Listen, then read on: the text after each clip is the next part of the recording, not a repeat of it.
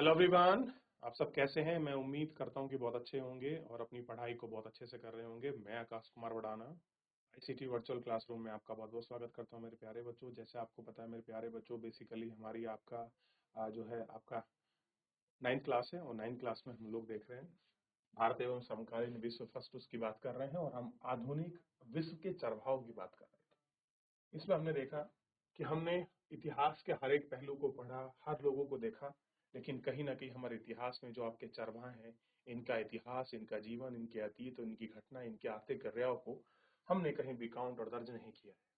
उसी की दिशा में बढ़ते हुए हम लोग घुमंतु चरवाहों की आवाजीवाओं के बारे में पढ़ रहे थे। जैसे हमने कश्मीर में, जम्मू कश्मीर में गुजर और बकरवाल और जो हिमाचल है वहां पर गद्दियों को पढ़ा और देखा कि कैसे उनका समुदाय है, कैसे वो लोग आपका निवास करते हैं, किस तरीके से उनका जीवन यापन होता है। इन सभी को हम लोग आपका देख रहे थे और बात कर रहे थे। तो इतना हम लोग देख चुके थे कि गुजर पहाड़ियों में कैसे रहते हैं, रेवाड़ों को लेकर चलते हैं, भैंस वगैरह को, और किस तरीके से वो अपने घर बनाकर रखते हैं। ठीक है, यहाँ पर हम देख चुके थे और बात करने का प्रयास भी कर रहे थे। हम आखिरकार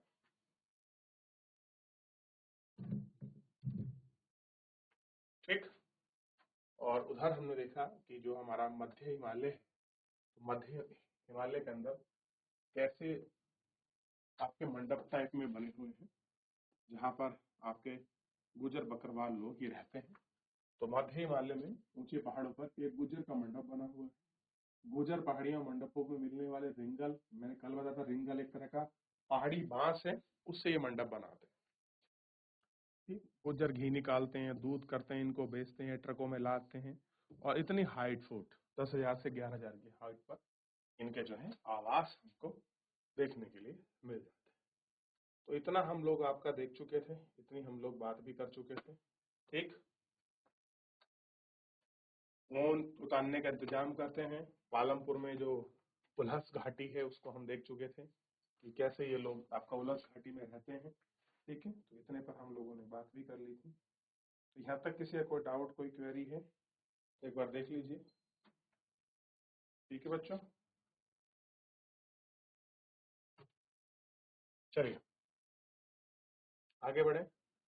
आइए थोड़ा सा आगे बढ़ते हैं और देखते हैं। आइए अब जरा और पूर्व की तरफ चलें। गढ़वाल और कुमाऊं के गुज्जर चरवाहे सर्दियों में भावर के सूखे जंगल की तरफ और गर्मियों में ऊपरी घास के मैदान बुग्याल की तरफ चले जाते। तो अगर आप इनको देखोगे कि कहाँ पर इनका बसेरा बनता है, तो आपको स्पष्ट दिखाई देगा कि ये लोग जो हैं, जब आपका गुजर बकरवाल कहाँ पर है, तो आपके गढ़वाल और कुमाऊं हिमालय में दोनों में मिलते हैं। सर्दियों में कहाँ चले जाते हैं? भावर, यानी कि नीचे की तरफ आ जाते हैं। और गर्मियों में कहाँ चले जाते हैं? बुग्याल, यानी कि ठंडे ऊंचाई पर, जहाँ पर आपका बर्फ ढकी होती है। अप्रैल के बाद बर्फ जब आपकी पिघलती है तो वहाँ घास के मैदान बन जाते हैं, तो अपनी भैंसों को लेकर चले जाते हैं। इनमें बहुत सारे हरे भरे चारगांव की तलाश में 19वीं शताब्दी में जम्मू के उत्तर प्रदेश की पहाड़ियों से आए, उनके बाद यहाँ बस गए। उत्तर प्रदेश की पहाड़ियों से आए थे, तराई के इलाकों में ये लोग यहाँ आते हैं, रहते हैं और बस जाते हैं। इनको सर्दी गर्मी के हिसाब से हर पल साल चारगाह बदलते रहने के चलन में हिमालय के पर्वत में रहने वाले बहुत सारे चारवाए समुदाय में दिखाई देता है। यहाँ के भोटिया, शेरप्पा और किन्नौर समुदाय के लोगों में भी इस तरह के चरवाहे हैं। ये सभी चरवाहे मौसमी बदलाव के हिसाब से खुद को ढाल लेते हैं। ठीक, अलग अलग इलाकों में पड़ने वाले चरवाहों का बेहतरीन इस्तेमाल करते हैं। जब एक चारागाह हरियाली खत्म हो जाती है तो इसका इस्तेमाल काबिल नहीं रहता। वे किसी चारवाह की तरफ जाते हैं, आवाजाही चारवाह की जरूरत से इस्तेमाल भी करते हैं और बचते भी हैं और दोबारा उनको देखते भी हैं। अब देखिए, पठारों, मैदानों और रेगिस्तानों में चरवाहे सिर्फ पहाड़ों में ही नहीं, पठार, मैदान और रेगिस्तान में भी बहुत बड़ी संख्या में मौजूद है। तो जो प्लेट्यू रीजन है, जैसे आपके मध्य प्रदेश का रीजन है, छत्तीसगढ़ का रीजन, उसकी बात कर रहे हैं। मैदान जो पिलानी क्षेत्र है, और रेगिस्तान आप जानते हैं बेसिकली गुजरात और आपका मतलब राजस्थान और गुजरात में आपका रेगिस्तान में चरवाहे मिलते हैं। धरंग महाराष्ट्र का एक जाना माना चरवाहा समुदाय। 20वीं शताब्दी की शुरुआत में इस समुदाय की आबादी लगभग 4,66,000 थी। 67,000 सॉरी, 4,67,000 थी। उसमें से ज्यादातर गडरिये व चारवाए थे। हालांकि कुछ लोग कंबलम और चादर भी थे, जो कुछ भैंसे पालते थे। गधर गडरिये बरसात के दिनों में महाराष्ट्र के मध्य पठारों में रहते थे और एक अर्ध शुष्क इलाका था जो बारिश में बहुत कम होती थी और मिट्टी में खास उपजाऊ नहीं थी। इनके चारों तरफ आपकी कटीलियां झाड़ियां होती थी। बाजरे जैसी सूखी फसलों के अलावा और कुछ नहीं उगता था। मानसून में यह पट्टी धरंगों के जानवरों के लिए एक विशाल चारवाहा बनती थी। अक्टूबर के आसपास धरंग बाजरे की कटाई करते थे और चारगांव की तलाश में पश्चिम की तरफ चले जाते थे। करीब महीने भर पैदल चलने के बाद वे अपने रेवाड़ों के साथ कोंकण के इलाकों में जाकर डेरा डाल लेते थे।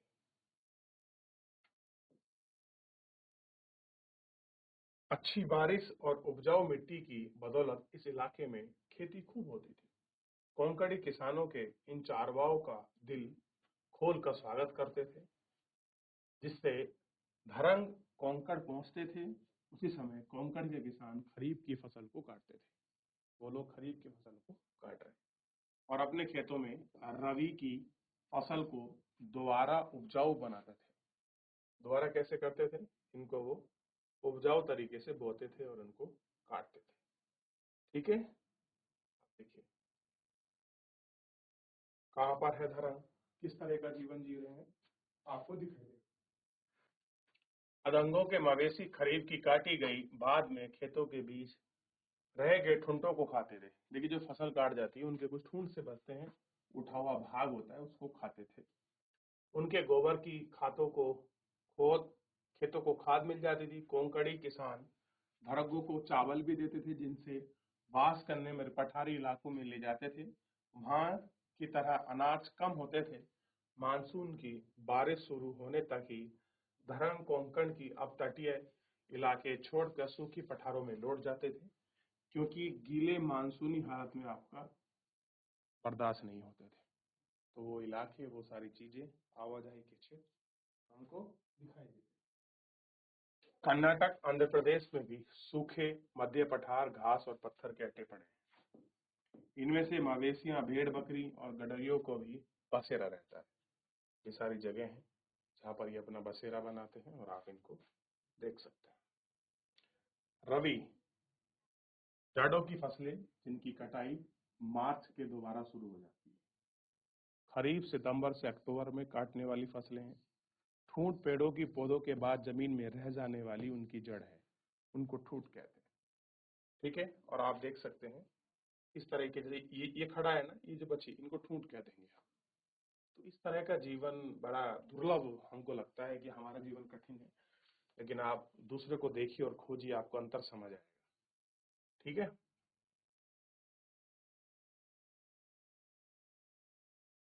यह है गोल्ला समुदाय के लोग गाय भैंस पालते हैं और आपके कुर्मा और कुर्बा समुदाय भेड़ बकरियां पालते हैं। तो कोई गाय भैंस पालता है, कोई आपका भेड़ बकरी पालते हैं, हाथ के बने कंबल बेचते हैं। ये लोग जंगल और छोटे छोटे खेतों के आसपास रहते हैं। वे अपने जानवरों की देखभाल के साथ साथ दूसरे काम धंधे भी करते हैं।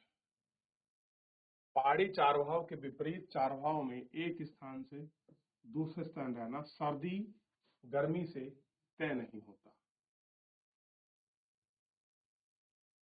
इनकी सर्दी गर्मी है, इनसे आपका तय नहीं होता। ये लोग बरसात और सीखों के मौसम के हिसाब से अपनी जगह बदलते हैं। सूखे महीने में तटीय इलाकों की तरफ चल जाते हैं। बरसात शुरू होने पर वापस चल जाते हैं। मानसून के दिनों में तटीय इलाकों में जिस तरह की गीली दलदल हालत पैदा होती है, वो सिर्फ भैंसों को ही ग्रास करते हैं। चरवाहे में एक जाना पहचाना नाम बंजारे भी है। कह रहे जो बाप के चरवाहे हैं उनमें जाना पहचाना नाम क्या है? बंजारे। बंजारे उत्तर प्रदेश, पंजाब, मध्य प्रदेश, महाराष्ट्र के कई इलाकों में रहते हैं। ये लोग बहुत दूर दूर तक चले जाते हैं। रास्ते, अनाज और चारवाहों में गांव खेत पे जोर जाने वाले एक दूसरे की चीजों को बेचते हैं। वे जहां भी जाते हैं जानवरों के लिए अच्छे चारवाहों की खोज करते हैं। क्या कहते हैं? अच्छे चारगाहों की जो है आपका खोज कर लेते हैं। बहुत सारे मुसाफिरों के वितरण में हमें चारवाह समुदाय की जिंदगी की झलक मिलती है। मिसाल के तौर पर 19वीं सदी की शुरुआत में बुकान ने मैसूर में अपनी यात्रा के दौरान गोरला समुदाय का दौर किया। वे अपने अनुभव के आधार पर लिखा है। उनके परिवार जंगलों के किनारे छोटे छोटे गांव में रहते हैं। वहां से वे थोड़ी सी जमीन पर खेती करते हैं, थोड़े जो जानवर रखते हैं और पास के वहां कस्बों में जाकर दूध उत्पादन बेचते हैं। उनका परिवार बहुत बड़े हैं।